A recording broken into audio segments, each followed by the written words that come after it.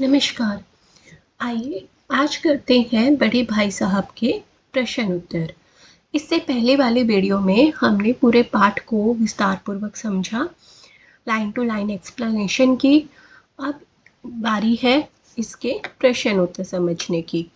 सबसे पहले हम समझते हैं इस माइंड मैप के जरिए कि बड़े भाई साहब का स्वभाव कैसा था और छोटे भाई कैसा था।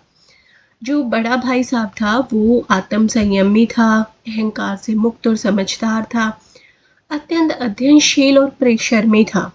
ठीक है, अनुभवी था, समय का सदुपयोग करना जानता था, सहानुभूति और सहनशील था, अनुशासित था और जिम्मेदार था।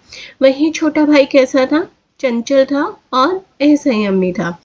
वो खेल कूद को अधिक पसंद करता था, पढ़ाई को उपेक्षा करता था, मौका पाते ही क्या करता था? हॉस्टल से भाग जाता था और बड़े भाई का आदर करता था। मतलब चाहे वो चंचल था, चाहे वो पढ़ाई में ध्यान नहीं लगाता था, लेकिन उसमें एक सबसे अच्छी अच्छाई थी, मतलब उसके कैरेक्टर की सबसे अच्छी अच्छाई थी कि वह अपने बड़े भाई की कभी भी डिसरिस्पेक्ट नहीं करता था, हमेशा उनका मान सम्मान करता था। आपने पाठ में देखा होगा कि बड़े भाई साहब उसे हमेशा डांटते रहते हैं ना, लेकिन वो कभी भी मन ही मन तो उन पे गुस्सा करता था, लेकिन कभी मुंह पे नहीं बोला। वो अपने बड़े भाई का बहुत आदर करता था और पढ़ने के लिए टाइम टेबल बनाया करता था, लेकिन उसको फॉलो नहीं कर पाता था। ठीक है, अगर देखा जाए कि इस पाठ में हमें क्या बताया गया है, मेनली क्या समझाया गया है। जो बड़ा भाई है वो विद्या रटता है, मतलब जो भी उसकी पढ़ाई है उसे 6-6 8-8 घंटे लेके बैठा रहता है, बुक्स को लेके बैठा रहता है और रटता रहता है। लेकिन छोटा भाई जो है वो 6 से 8 घंटे नहीं बैठता, वो थोड़े से 2 या 3 घंटे बैठता है और उसी में समझदारी से जितना उसे पढ़ना है, जितना इम्पोर्टेंट है वो पढ़ लेता है और फर्स्ट भी आता है ना। तो इस चैप्टर में रटन पद्धति पर व्यंग्य किया गया है और अनुभव को पढ़ाई लिखाई से ज़्यादा महत्व दिया गया है। अंग्रेजी शिक्षा पर बल दिया गया, अधिक अनुशासन और गंभीरता पर व्यंग्य किया गया, अंक पर आधारित शिक्षा पर भी व्यंग्य किया गया। ठीक है, जो बड़ा भाई है वो हमेशा उपदेश कला में ज़्यादा विश्वास रखता है, उपदेश देता रहता है, लेकिन छोटा भाई फिर भी हमेशा उसका आदर करता है। और इस चैप्टर में पाठ्यक्रम पर कठिनता का व्यंग्य क्या है कि पाठ्यक्रम इतना ज़्यादा होता है। आपने देखा था ना कि हिस्ट्री की भी बात करते हैं, हिंदी की भी बात करते हैं, उसमें कि एक छोटा सा टॉपिक दे देते हैं, उस पर बोल देते हैं निबंध लिखो, है ना। आपने आपने अगर चैप्टर पढ़ा है तो आप समझ पाएंगे कि किस तरह से एक एक सब्जेक्ट के बारे में बड़े भाई साहब ने व्यंग्य किया है। ठीक है, तो ये छोटा सा सारांश है समझने के लिए। इस माइंड मैप बहुत अच्छा होता है कि चैप्टर का माइंड मैप अगर हम समझ जाएं तो उसी से हमें चैप्टर ऑलमोस्ट क्लियर हो जाता है। आइए अब इसके प्रश्न उत्तर करते हैं। कथानायक की रुचि किन कार्यों में थी? ठीक है, अब कथानायक कौन है? छोटा भाई है। ठीक है, उसकी रुचि खेलकूद, मैदानों की सुख हरियाली, हवा के हल्के हल्के झोंके, फुटबॉल की उछल कूद, वॉलीबॉल की फुर्ती, पतंगबाजी, कागज की तितलियां उड़ाना, चारदीवारी पर चढ़कर नीचे कूदना, फाटक पर सवार होकर आगे पीछे चलना आदि कार्यों में थी। कथावाचक कौन था? छोटा भाई था और छोटा भाई हमेशा खेल कूद में ज़्यादा अपना टाइम बिताता था। बड़े भाई साहब छोटे भाई साहब से हर समय पहला सवाल क्या पूछते थे? जब मैंने चैप्टर पढ़ाया था तो भी मैंने आपको ये बात बोली थी कि ये क्वेश्चन हमेशा आता है। तो बड़े भाई छोटे भाई से हर समय एक ही सवाल पूछते थे, कहाँ थे? ठीक है, और उसके बाद वो उसे उपदेश देने लगते थे। मतलब छोटा भाई बोल भी नहीं पाता था कि वो कहाँ था, इतने में तो उनका उपदेश शुरू हो जाता था। दूसरी बार पास होने पर छोटे भाई के व्यवहार में क्या परिवर्तन आया? जब दूसरी बार पास हो गया छोटा भाई तो उसके व्यवहार में ये परिवर्तन आया कि वह स्वच्छंद और घमंडी हो गया। स्वच्छंद और घमंडी मतलब कि वह और ज़्यादा आज़ादी में रहने लगा। वो ये सोचने लगा कि मैं पास तो हो जाऊँगा, है ना? तो ज़्यादा पढ़ने से क्या फ़ायदा, और भैया तो ऐसे ही बोल-बाल के चुप हो जाएँगे। वह ये सोचने लगा कि अब पढ़ूँ या ना पढ़ूँ, पास तो हो ही जाऊँगा। वह बड़े भाई की सहनशीलता का अनुचित लाभ उठाकर अपना अधिक समय खेलकूद में लगाने लगा। ठीक है, बड़ा भाई थोड़ा सा चुप हो गया था उस टाइम पे। वो सोचते थे कि अब ये पास तो हो ही जाते हैं, तो वो भी उसे ज़्यादा रोका टाकी नहीं करते थे। तो उसकी सहनशीलता का, उसके पेशेंस का अनुचित लाभ उठाकर वो अधिक समय, कौन, छोटा भाई अधिक समय खेलकूद में लगाने लगा।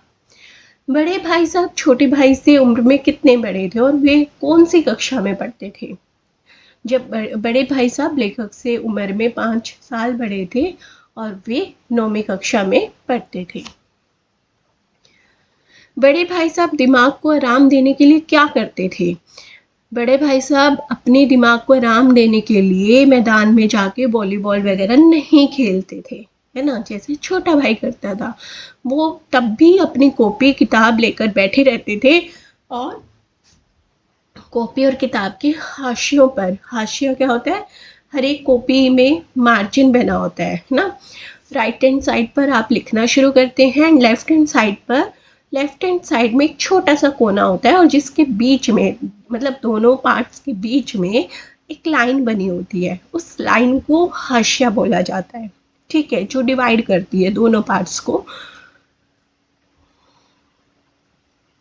तो वे कभी किताब के हाशियों पर चिड़ियों, कुत्तों, बिल्लियों के चित्र बनाते थे और कभी कभी वे एक शब्द या वाक्य को अनेक बार लिख डालते। कभी एक शेर शायरी की बार बार सुंदर अक्षरों में नकल करते और कभी ऐसे शब्द रचना करते जो निरर्थक होती थी। मतलब शेर व शायरी भी करते थे और ऐसे शब्द लिखते थे जो दूसरों की समझ में तो आते ही नहीं थे। और कभी कभी किसी आदमी का चेहरा भी बनाते थे। छोटे भाई ने अपनी पढ़ाई का टाइम टेबल बनाते समय क्या क्या सोचा और फिर उसका पालन क्यों नहीं कर पाया? छोटे भाई ने अपनी पढ़ाई का टाइम टेबल बनाते हुए सोचा कि वह अब से मन लगाकर पढ़ाई करेगा और बड़े भाई को कभी शिकायत का मौका भी नहीं देगा। ठीक है, उसने सुबह 6 बजे से लेकर और रात के 11 बजे तक सभी विषयों का पढ़ने का कार्यक्रम रखा। परंतु पढ़ाई करते समय खेल के मैदान, वॉलीबॉल की तेजी, कबड्डी और गुल्ली डंडे का खेल उसे अपने ओर खींचते थे। मतलब वो जब पढ़ने भी बैठता था ना, तो उसे सारे गेम्स याद आते थे और खिड़की से बाहर झांकता था तो मैदान में सब खेलते हुए दिखाई देते थे। तो इसलिए वो अपने टाइम टेबल को प्रॉपरली फॉलो नहीं कर पाता था। एक दिन जब गुल्ली डंडा खेलने के बाद छोटा भाई बड़े भाई साहब के सामने पहुंचा तो उनकी क्या प्रतिक्रिया हुई? तो क्या हुआ? उनकी प्रतिक्रिया बहुत भयानक थी और वे बहुत गुस्से में थे। उन्होंने छोटे भाई को डांटते हुए कहा कि प्रथम दर्जे में पास होने का उसे घमंड हो गया है। ठीक है, उसे लगा, बड़े भाई ने क्या डांटा, मतलब पहले हमें हमें पता चला ना कि जब 2 बार वो पास हो गया था तो बड़ा भाई थोड़ा पेशेंस में रहने लगा था, बड़ा भाई उसे कम डांटता था। लेकिन एक दिन फिर उसके पेशेंस टूट गए और जब वो गुल्ली डंडा खेल कर आया, अपना बहुत सारा टाइम खराब करके आया छोटा भाई, तो बड़े भाई ने उसे बहुत लंबा चौड़ा लेक्चर दिया। उसने क्या कहा कि प्रथम दर्जे में पास होने का उसे घमंड हो गया है और घमंड के कारण रावण जैसे भूमंडल के स्वामी का भी नाश हो गया। तब उसने रावण का भी एग्जाम्पल दिया। तो हम तो फिर भी साधारण इंसान हैं। बड़े भाई साहब ने छोटे भाई को गुल्ली डंडा खेलने के बजाय पढ़ाई में ध्यान देने की नसीहत दी। उसने समझाया कि घमंड तो बड़े बड़े का नहीं रहता, इसलिए तो घमंड को छोड़कर सिर्फ और सिर्फ अपनी पढ़ाई में ध्यान दे। सॉरी। बड़े भाई साहब को अपने मन की बात क्यों दबानी पड़ती थी? बड़े भाई साहब और छोटे भाई की उम्र में 5 साल का अंतर था। ठीक है, वे अपने मम्मी और दादाजी को छोड़कर हॉस्टल में रहते थे। और बड़ा भाई ना हमेशा मतलब वो बेशक से उससे 5 साल बड़ा था, वो अभी भी स्कूल में था, लेकिन वो मैच्योर हो गया था, वो मेंटली मैच्योर हो गया था, वो अपनी ज़िम्मेदारी समझता था। वो ये भी समझता था कि मम्मी और दादाजी ने उन्हें हॉस्टल में इसलिए भेजा है ताकि हम अच्छे से पढ़ाई-लिखाई कर सकें, है ना? और हमेशा ये भी सोचता था कि छोटे भाई की रिस्पॉन्सिबिलिटी हमेशा उसके ऊपर है, इसीलिए उसे छोटे भाई की ज़्यादा चिंता होती थी और उसकी देख-रेख भी करता था। बड़े भाई साहब का भी मन खेलने, पतंग उड़ाने और तमाशे देखने का करता था, लेकिन वे सोचते थे कि अगर वो बड़े होकर मनमानी करेंगे तो छोटे भाई पर गलत असर पड़ेगा। उसे कैसे रोकेगा? बड़े भाई साहब छोटे भाई का ध्यान रखना अपना कर्तव्य मानते थे, इसलिए उन्हें अपनी इच्छाएं दबानी पड़ती थी। बड़े भाई साहब छोटे भाई को क्या सलाह देते थे और क्यों देते थे? बड़े भाई साहब चाहते थे कि छोटा भाई खेल-कूद में ज़्यादा ध्यान न देकर पढ़ाई में ध्यान दे। वे छोटे भाई को हमेशा सलाह देते थे कि अंग्रेजी में ज़्यादा ध्यान दो। अंग्रेजी पढ़ना हर किसी के बस की बात नहीं है। अगर पढ़ाई में ध्यान नहीं दोगे तो उसी कक्षा में रह जाओगे, इसलिए बड़े भाई साहब छोटे को खेल-कूद से ध्यान हटाने की सलाह देते थे। 5वां प्रश्न है, छोटे भाई ने बड़े भाई साहब के नरम व्यवहार का क्या फ़ायदा उठाया?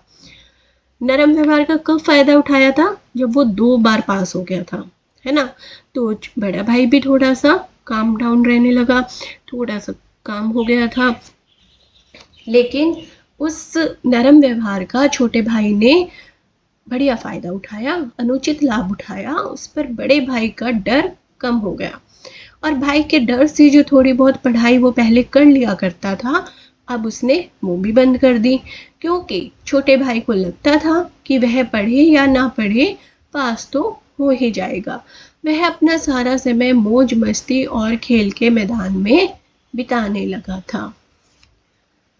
ठीक है, अब नेक्स्ट करते हैं, बड़े भाई की डांट फटकार अगर ना मिलती तो क्या छोटा भाई कक्षा में अव्वल आता? आप क्या मानते हैं कि अगर बड़ा भाई उसे थोड़ा सा भी ना डांटता तो क्या वो अव्वल आता? हो सकता है वो ना आता, सारा सारा दिन अपने खेल कूद में ध्यान लगाता, लेकिन इसका एक और कारण हो सकता है कि वो शायद इतना तो समझता था, छोटा भाई इतना तो समझता था कि पढ़ना भी ज़रूरी है, तभी तो वो 2 या 3 घंटे तो पढ़ने की कोशिश करता था और उसके वो 2-3 घंटे ही उसे हमेशा क्लास में फर्स्ट, उन्हीं के कारण वो आ जाता था।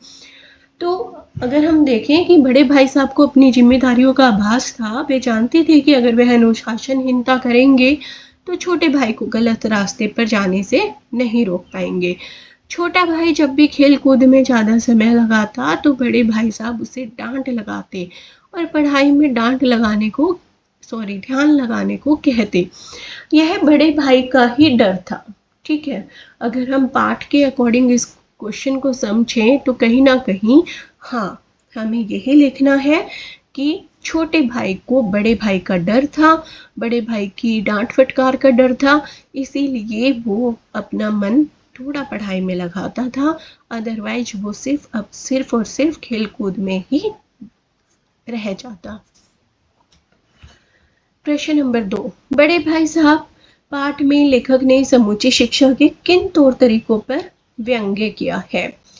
आपने देखा था ना कि जब एक बार उसे बहुत गुस्सा आता है बड़े भाई को, तो वो इवन मुझे लगता है कि सभी सब्जेक्ट्स पर कुछ ना कुछ व्यंग्य करता है।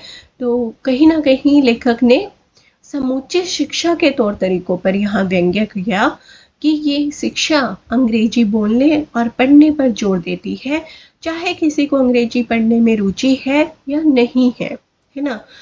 बहुत सारे बच्चे ऐसे होते हैं, मैंने खुद भी ऑब्जर्व किया है, या मैं सच कहूँ कि मैं जब स्कूल लाइफ में थी तो मुझे भी ऐसा लगता था कि हमें 5 से 6 सब्जेक्ट क्यों पढ़ने पड़ते हैं, है ना? कि हमें मैथ्स पसंद नहीं है तो मैथ्स क्यों पढ़ना पड़ता है, इंग्लिश पसंद नहीं है तो इंग्लिश क्यों पढ़नी पड़ रही है, हिंदी पसंद नहीं है तो हिंदी क्यों पढ़नी पड़ रही है। लेकिन 10th तक तो वो हमारे पास कंपल्शन होता है कि आपको ये मेन सब्जेक्ट्स पढ़ने ही पड़ेंगे। तो कहीं ना कहीं लेखक भी उसी बात को यहाँ लिखना चाहता है कि ये शिक्षा अंग्रेजी बोलने पढ़ने पर जोर देती है, चाहे किसी को अंग्रेजी पढ़ने में रुचि है या नहीं है। अपने देश के इतिहास के साथ साथ दूसरे के इतिहास को भी पढ़ना पड़ता है, दूसरे देशों के इतिहास को भी पढ़ना पड़ता है। यहाँ पर रटने वाली प्रणाली पर भी जोर दिया है, क्योंकि बड़ा भाई क्या करता था, सिर्फ रट्टा लगाता था, है ना।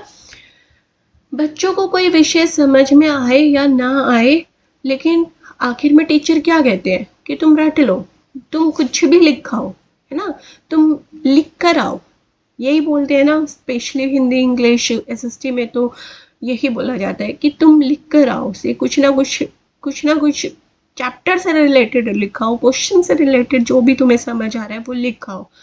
तो कहीं ना कहीं उसमें बस रट्टा लगाने वाली बात हो जाती है।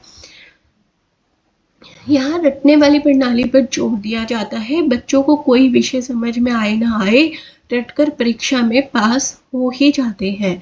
छोटे छोटे विषयों पर लंबे लंबे निबंध लिखने होते हैं, ये हिंदी पर व्यंग्य किया गया था। ऐसी शिक्षा प्रणाली को जो लाभदायक कम और बोझ ज्यादा लगे वो ठीक नहीं है। प्रश्न नंबर 3, बड़े भाई साहब के अनुसार जीवन की समझ कैसे आती है। बड़े भाई साहब के अनुसार जीवन की समझ केवल किताबी ज्ञान से नहीं आती, बल्कि जीवन के अनुभवों से आती है। इसके लिए उन्होंने अपनी अम्मा, दादा और हेडमास्टर की माँ के उदाहरण भी दिए। उनका कहना था कि हम इतने पढ़े होने के बाद भी अगर बीमार भी पड़ जाते हैं तो परेशान हो जाते हैं, लेकिन हमारे माँ दादा बिना पढ़े लिखे भी हर मुसीबत का सामना करना बड़ी आसानी से जानते हैं। इसमें केवल इतना ही फर्क है कि उनके पास हमेशा ज़्यादा जीवन का अनुभव है। बड़े भाई के अनुसार अनुभव ही हमें समझ दिलाता है। ओके, नेक्स्ट क्वेश्चन है कि छोटे भाई के मन में बड़े भाई के प्रति श्रद्धा क्यों उत्पन्न हुई। पहले तो बड़ा छोटा भाई क्या करता था, हर बार मन ही मन सोचता था कि इस बार मैं भी डांट दूंगा बड़े भैया को, है ना। लेकिन एक दिन शाम के समय हॉस्टल से दूर जब छोटा भाई एक पतंग को पकड़ने के लिए बिना इधर उधर देखे दौड़े जा रहा था, अचानक भाई साहब से उसका आमना सामना हुआ। उन्होंने बाजार में ही उसका हाथ पकड़ लिया और बड़े क्रोधित भाव से बोले, लेखक भले ही बहुत प्रतिभावान हो, इसमें कोई शक नहीं, लेकिन जो प्रतिभा किसी को शर्म लिहाज ना सिखाए वह किस काम की। ठीक है। बड़े भाई साहब कहते हैं कि लेखक भले ही अपने मन में सोचता होगा कि वह उनसे सिर्फ एक ही कक्षा पीछे रह गया है। लेखक कौन, लेखक ही तो है ना, जो ये चैप्टर लिख रहा है उस कौन है, छोटा भाई, उसे ही नायक बोला गया, उसी को ही लेखक बोला गया। उन्होंने कहा कि चाहे वह उनसे एक ही कक्षा पीछे रह गया है, अब उन्हें लेखक को डांटने या कुछ कहने का शायद कोई हक नहीं है, लेकिन ये सोचना लेखक की बड़ी गलती है। बड़े भाई साहब उससे 5 साल बड़े हैं और हमेशा ही रहेंगे। समझ किताबें पढ़ लेने से नहीं आती, बल्कि दुनिया देखने से आती है ना। और बड़े भाई साहब लेखक को कहते हैं कि यह घमंड जो उसने दिल में पाल रखा है कि बिना पढ़े, यहाँ पर पढ़े आएगा, पढ़े भी पास हो सकता है, और भाई साहब को उसे डांटने और समझने का कोई अधिकार नहीं है, वह उसे मन से निकाल ले। यहाँ पे वो रावण का भी एग्जाम्पल देता है कि रावण को भी घमंड हो गया था और रावण का भी घमंड चकनाचूर हो गया था। और बड़े भाई साहब उसे ये भी समझाते हैं कि अगर वह गलत रास्ते पर जाएगा तो वह उसे जरूर डांटेगा और जरूरत पड़ी तो थप्पड़ भी लगाएगा। छोटा भाई बड़े भाई की इस समझने की नई योजना के कारण उनके सामने सर झुकाकर खड़ा रहा। ये सबसे अच्छी बात थी। बड़ा भाई उसे कैसे भी डांटता था ना, तो छोटा भाई हमेशा सिर झुका के उसकी डांट सुनता रहता था, और आज उसे सचमुच अपने छोटे होने का एहसास हो रहा था, न केवल उम्र से बल्कि मन से भी। और बड़े भाई साहब के लिए उसके मन में इज्जत और भी बढ़ गई थी, बढ़ आएगा यहाँ पर। ठीक है। तो अगर हम बात करें कि छोटे भाई के मन में बड़े भाई के प्रति श्रद्धा कैसे उत्पन्न हुई, तो आपको वो पतंग वाला किस्सा यहाँ पर थोड़ा-सा लिखना पड़ेगा। उसके बाद फिर बड़े भाई साहब ने उसे क्या-क्या उपदेश दिया था, रावण वाला एग्ज़ाम्पल दिया था, दादा-अम्मा वाला भी लिख सकते हैं, ठीक है? और बड़े भाई ने उसे कैसे-कैसे समझाया था, वो सब लिखकर आप फिर लिखेंगे कि हाँ, इस तरह से छोटे भाई के मन में बड़े भाई के प्रति श्रद्धा उत्पन्न हुई। बड़े भाई साहब की स्वभावगत विशेषताएं बताइए। अगर हम कैरेक्टर की बात करें तो कैरेक्टर क्या था बड़े भाई का? वो अध्ययनशील थे, हमेशा किताबें लेकर बैठे रहते थे, पढ़ने पढ़ने की कोशिश करते रहते थे, मेहनत करते थे, चाहे बेशक से उनके मार्क्स कम आते थे, चाहे वो रट्टा लगाते थे, लेकिन वो कोशिश करते थे, वो कोशिश कभी नहीं छोड़ते थे, है ना? अपने बड़े होने का उन्हें एहसास है, वो छोटे के लिए हमेशा जिम्मेदारी समझते थे। अपने कर्तव्य के लिए वे अपनी बहुत सी इच्छाओं को दबा देते थे और छोटे भाई को किताबी ज्ञान से हटकर, बेशक से वो खुद किताबी ज्ञान रट्टा लगाते थे और किताबें खोल के बैठते रहते थे, लेकिन उन्हें उन्हें कहीं ना कहीं जिंदगी का अनुभव होने लगा था और वही अनुभव वो अपने छोटे भाई को भी कराते थे और वो अपना ऐसा कर्तव्य समझते थे कि उनके रहते कभी भी छोटा भाई गलत रास्ते पर ना जाए। बड़े भाई साहब ने जिंदगी के अनुभव और किताबी ज्ञान में से किसे और क्यों महत्वपूर्ण माना? बड़े भाई साहब ने जिंदगी के अनुभव और किताबी ज्ञान में से किसको इम्पोर्टेंस दी थी? उन्होंने जिंदगी के अनुभवों को इम्पोर्टेंस दी। उन्होंने पाठ में कई उदाहरणों में ये स्पष्ट किया है कि अम्मा और दादा का उदाहरण, हेडमास्टर का उदाहरण, ठीक है? और उन्होंने ये भी कहा कि चाहे कितनी भी डिग्री क्यों ना हो, जिंदगी के अनुभव के आगे सब बेकार है। जिंदगी की कठिन परिस्थितियों का सामना अनुभव के आधार पर सरलता से किया जा सकता है। बताइए पाठ के किन अंशों से पता चलता है कि छोटा भाई बड़े भाई का आदर करते थे? ठीक है, तो पहले तो हम वही लिख सकते हैं कि 3 बार उसे बहुत गंदे तरीके से डांटा, तो लेकिन छोटा भाई ने कभी पलट कर जवाब नहीं दिया, ठीक है? और जैसे वो पतंग वाला किस्सा था, जब वो मार्केट में पकड़ा जाता है तब भी उसे बहुत ज़्यादा वो डांटता है, लेकिन तब भी कभी उसने पलट कर जवाब नहीं दिया। तो ये हमें लगता है कि छोटा भाई हमेशा उनका बहुत आदर करते थे। भाई साहब को जिंदगी का अच्छा अनुभव है। भाई साहब आपको, हाँ सच में, अपने कर्तव्यों के लिए अपनी इच्छाओं को दबाना, छोटे भाई को जीवन के अनुभव पर उदाहरण देना, ये सब दर्शाता है कि भाई साहब को जिंदगी का अच्छा अनुभव है। भाई साहब के भीतर भी एक बच्चा है। ये बात हमें कब समझ आई? लास्ट में, है ना? लास्ट में जब वो कटी पतंग देखते हैं और लंबे होने की वजह से उन्होंने उछल कर डोर पकड़ ली और बिना सोचे समझे हॉस्टल की ओर दौड़े। ये दर्शाता है कि भाई साहब के अंदर भी एक बच्चा है, लेकिन वो हमेशा छिपा कर रखते हैं। बड़े भाई साहब छोटे भाई का भला क्यों चाहते थे? ऑफ कोर्स, भाई है तो वो भला चाहेगा ही, है ना? और भाई साहब हर समय छोटे भाई को पढ़ने के लिए कहते थे ताकि उसका समय बर्बाद ना हो, वो मन लगा के पढ़ाई करे और वो आगे जिंदगी में तरक्की करे और कभी भी गलत रास्ते पर ना जाए। ठीक है, ये है आपके प्रश्न उत्तर। उम्मीद करती हूँ कि आपको अच्छे से समझ आ गए होंगे। Thank you.